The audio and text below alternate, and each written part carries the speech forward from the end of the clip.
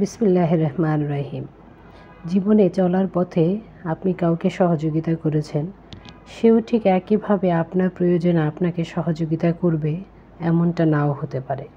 কারণ সহযোগিতার উসিলাগুলো তৈরি করেন স্বয়ং সৃষ্টিকর্তা। এখানে সহযোগিতা গ্রহণ করেন যিনি, তার চেয়ে উত্তম সর্বদাই যিনি সহযোগিতা দান করেন। আর এই দানের জায়গাগুলো সৃষ্টি করে দেন সৃষ্টিকর্তা। হ্যালো এভরিওয়ান, আসসালামু আলাইকুম। কেমন আছেন সবাই? আমি রুবা। আমাদের গল্পগাথার নতুন আরও একটি ব্লগে আপনাদের সবাইকে ওয়েলকাম করছি। আশা করছি যে যেখান থেকেই দেখছেন আল্লাহর রহমতে সকলেই ভালো আছেন। আলহামদুলিল্লাহ, আমিও সবাইকে নিয়ে ভালোই আছি। অলরেডি আমার প্রিয় আপুরা, ভাইয়ারা, খালামুনিরা যে যেখান থেকেই দেখছেন সবাই নিশ্চয়ই বুঝে গিয়েছেন আমি কি করছি। জি, আমি কিছু কেনাকাটা করেছিলাম। ইউটিউব দেখে দেখে কিছু জিনিস পছন্দ হয়ে গিয়েছিল। আপুদের জিনিস দেখতে দেখতে আমারও কেনার লোভ হয়ে গিয়েছে, তা আমিও কিনতে চলে গিয়েছিলাম। যেহেতু আমার হাতের নাগালে এই ভ্যান প্লাজা রয়েছে, সেই ভ্যান প্লাজা থেকে আমিও কিছু জিনিস কিনে নিয়েছি। ভ্যান প্লাজা মানে বুঝলেন না, ভ্যান থেকে কিনেছিলাম। এই যে একটা রেইনবো ট্রে, আমি এর নাম দিয়েছি রেইনবো। এটা দেখতে তো ঠিক রংধনুর মতোই দেখা যাচ্ছে। আমি আসলে কাউন্ট করে দেখিনি রংধনুর মতো কতগুলো রং আছে কিনা, তবে সব কিছু মিলিয়ে আমার কাছে এটার নাম রংধনু ট্রে বললেই ভালো মনে হচ্ছে। যাই হোক, ওটা আমার ভালো লেগেছিল, নিয়ে নিয়েছি। আর একটা এই সুগার পট নিয়েছি, কিন্তু যদিও আমি এটাতে সুগার রাখবো না, দেখি একে একে আরও কি করা যায়, কি রাখা যায়। হয়তো আমার প্রয়োজনীয় চিয়া সিডস, বাদাম এরকম কিছুই ট্রেতে করে গুছিয়ে টেবিলের উপরে রাখবো। আর এরকম সিরামিকের স্পুন নিয়েছি, ওই যে ইয়েলো কালার আছে সেই কালারের সঙ্গে ম্যাচ করে নিয়েছিলাম। রেইনবো, আমি যেটার নাম দিয়েছি রেইনবো ট্রে, আমি জানি না এটাকে আসলে কি বলে, কি ট্রে বলে। আমি তো এটাকে রেইনবো ট্রে নাম দিয়েছি, সেটাই বলছি। ওটার সঙ্গে ম্যাচ করে ওই ইয়েলো সিরামিকের চামিচটা নিয়েছি। আরেকটা চামিচ আমি আগেই বের করে ফেলেছিলাম, সাদা, তো সেটা তো আপনাদের সঙ্গে আগেই শেয়ার করেছি।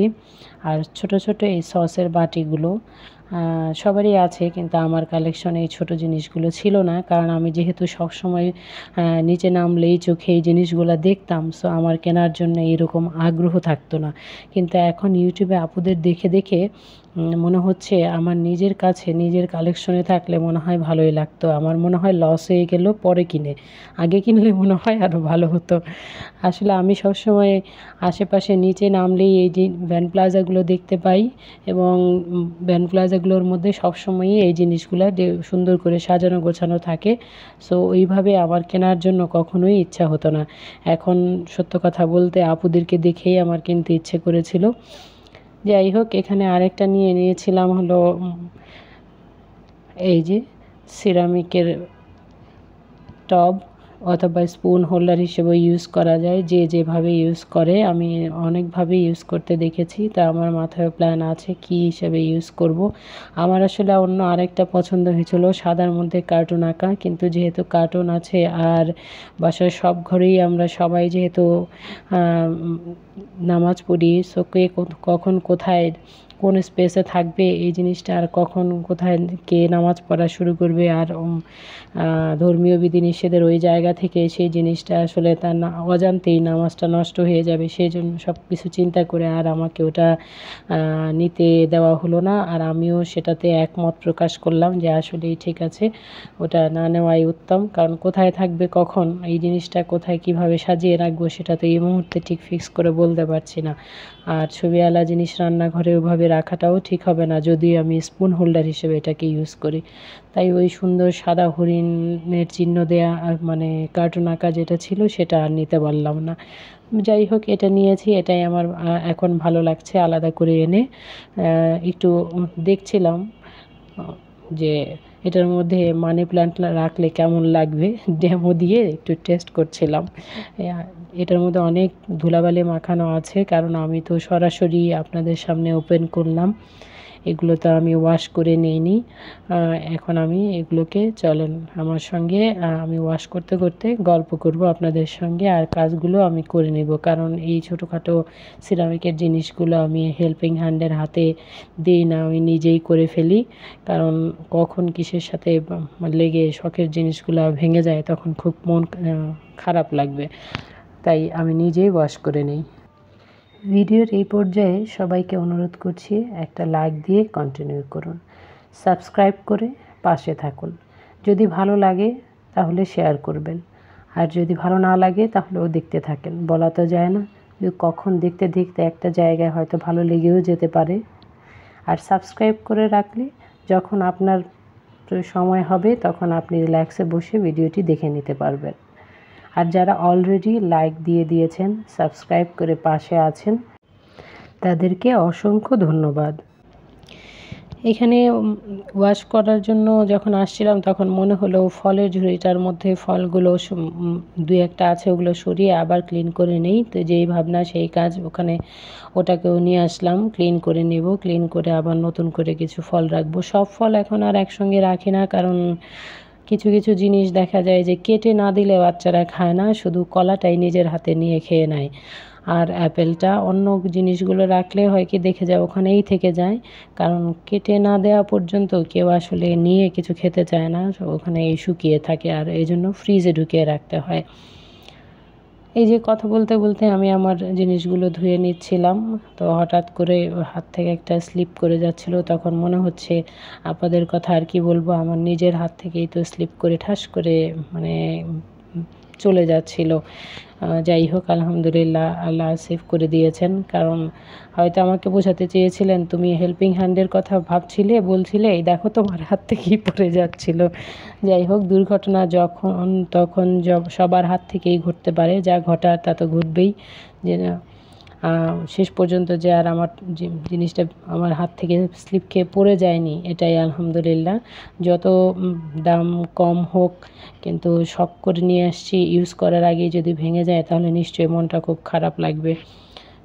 গতকাল রাতেই তো লিস্ট করে নিয়েছিলাম যে আজকে আমি কি করব, তো সেখান থেকে এই কাজগুলো একে একে করে নিচ্ছি, সো ওইভাবে আর কষ্ট হচ্ছে না। আর আজকে তো হেল্পিং হ্যান্ডও এসেছে, সো কষ্ট অনেক কম, আলহামদুলিল্লাহ আলহামদুলিল্লাহ।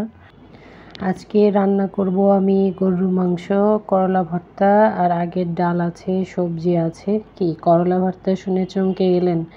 আমি করলা ভর্তাটা প্রথম খেয়েছিলাম আমার শাশুড়ি আম্মার হাতে, উনি খুব মজা করে বানিয়েছিলেন। আসলে আমি ওইটা প্রথম খেয়েছিলাম, বুঝতেই পারিনি কি খেয়েছি। উনি জিজ্ঞেস করলেন কি খেলে, এটা বুঝতে পারলাম না, কোনো একটা ভর্তা।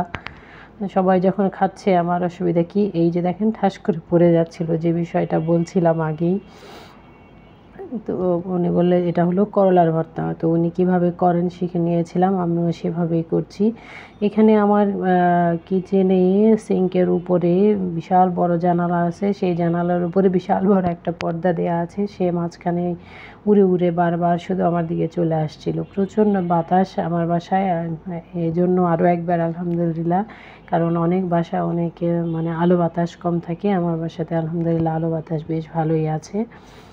তো আলো ঠেকাতে মাঝে মাঝে আমাকে ওই মানে ভারী পর্দা ইউজ করতে হয়, কিচেনেও ভারী পর্দা দিয়ে দিয়েছি আমি, সেটাই বারবার বাতাসে উড়ে উড়ে চলে আসছিল আমার মুখের কাছে। তো সেটাকে একটু সরিয়ে দিলাম, ওখানে ক্লিপ দিয়ে আটকে দিয়েছি, আর আর আসবে না আশা করছি, যেহেতু ক্লিপ দিয়ে আটকে দিয়েছি। তো করলা এখানে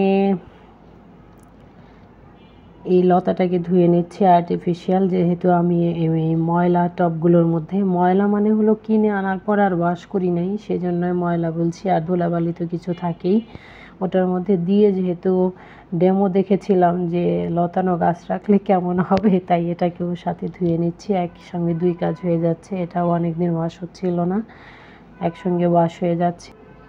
অফ ক্যামেরায় বিছানাপত্র গুছিয়ে ফার্নিচারগুলো ডাস্টিং করে দিয়েছি, কারণ আপা এসে ঘরটা ঝাড়ু দিবে, তখন যাতে আর মানে পরে ময়লা না হয়, সেজন্য আগেই আমি এগুলো করে ফেলি। যখন এক এক দিন আছে কাজ করতে খুব ভালো লাগে, অনেক কাজ একসঙ্গে করে ফেলি, পরের দিন যা করব সেগুলো হয়তো অনেকটা গুছিয়ে ফেলি, করে ফেলি, কিন্তু কিছু কিছু সময় থাকে যখন কাজ করতে একদমই ভালো লাগে না। আমার সঙ্গে এরকম হয় নাকি অন্য কারোর সঙ্গেও হয় আপু, জানাবেন তো আপনারা। আমি তো মনে হয় যে আমার সঙ্গেই এরকম হয় যে একদিন অনেক কাজ করি, তারপর 2 দিন আবার শুধু মানে ইচ্ছে করে রিল্যাক্সই করি, আর কোনো কাজ করব না, এরকমই মাথার মধ্যে কাজ করতে থাকে। যাই হোক, এখানে ওগুলোকে ওয়াশ করে নিয়ে এসেছি। তো একটা টেবিলের উপর এখানে টাওয়েলটা বিছিয়ে নিই। এই টাওয়েলটা আমি সিরামিকের জিনিসগুলো ওয়াশ করে ধুয়ে শুকিয়ে দেওয়ার জন্যই রেখে থাকি। তো ওটার মধ্যেই আমি এই সিরামিকের জিনিসগুলো রেখে দিচ্ছি যাতে পানি ঝরে যায়। মুছে গুছিয়ে নিব সুন্দর করে, যাকে যেখানে সাজাবো বলে চিন্তা করেছিলাম সে অনুযায়ী তাকে নিয়ে সে জায়গাতে পৌঁছে যাব গুছিয়ে রাখার জন্য বা সাজানোর জন্য। চিয়া সিডস খেয়ে কাজে নেমে পড়েছিলাম। এখন তো পেটের মধ্যে মনে হয় চুলও দৌড়াচ্ছে, খেতে হবে। এদিকে গরু মাংসটা বসিয়ে দিলাম। এই যে পাশের চুলায় করলা দিয়েছিলাম সেদ্ধ, আর এক ফাঁকে আমি ভাবছি যে আমি তো নাস্তা করেই আবার একটু চা নিয়ে টিভির মধ্যে দেখতে বসে পড়ি, একটু ব্লগ দেখি বসে। তো এক বিছানার উপর অনেকগুলো কাপড় রাখা আছে, সেগুলো ভাঁজ করা হয়নি। এক ফাঁকে মনে হলো নাস্তার আগে কাপড়গুলো ভাঁজ করে নেই। এখন বাজে প্রায় 11টা। তো কাপড়গুলো ভাঁজ করতে করতে মনে হচ্ছিল যে খাবো আগে না কাপড় ভাঁজ করে আগে ড্রয়ারে রাখবো। তো চিন্তা করছিলাম না, আমি আগে কাপড়টাই ভাঁজ করে নিই, কারণ কাপড় ভাঁজ করা না থাকলে ওই এলোমেলো জায়গায় বসে রিল্যাক্স করতে ভালো লাগবে না, আর টিভিও দেখতে ভালো লাগবে না। এক পাশে কাজ চাপিয়ে রেখে সব সময় ভালো লাগে না। ওই যে বললাম এক এক দিন কাজ করতে অনেক ভালো লাগে, এরকমই একটি দিন ছিল আজকে। গরুর মাংসের মধ্যে আমি মাংসের সব মশলাই দিয়েছি। নতুন রাঁধুনি আপুদের জন্য আবার বলে দিচ্ছি, বাকি সব আপুরা তো ভালোই আলহামদুলিল্লাহ ভালোই জানেন। হলুদ, মরিচ, গোলমরিচ, আদা, রসুন, লবণ, তেল, পেঁয়াজ, টক দই, জায়ফল, জয়ত্রী, এলাচ, দারচিনি, তেজপাতা, কাশ্মীরি মরিচ, সাধারণ যে লাল মরিচ খাই আমরা সেই মরিচ, সব মরিচ দিয়েই মেখে আমি ওখানে বসিয়েছিলাম। এই যে একবার বসিয়ে দিয়ে চলে আসছি, কাপড়গুলো ভাঁজ করে রাখা হয়ে গেছে। এখন আমার নাস্তা খাওয়ার জন্য টেবিলে চলে আসলাম। এখানে আমি একটা সালাদ বানিয়ে নিয়েছিলাম ডিম দিয়ে, এখানে দিয়ে দিয়েছি